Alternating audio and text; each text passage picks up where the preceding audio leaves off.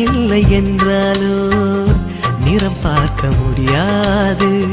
நிறம் பார்க்கும் உன் கண்ணை நீ பார்க்க முடியாது. குயில் இசை போதுமே, அடக்குயில் முகம் தேவையா?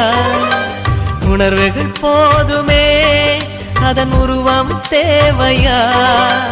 கண்ணில் காட்சி தோன்றிவிட்டால் கற்பனை தீர்ந்துவிடும்.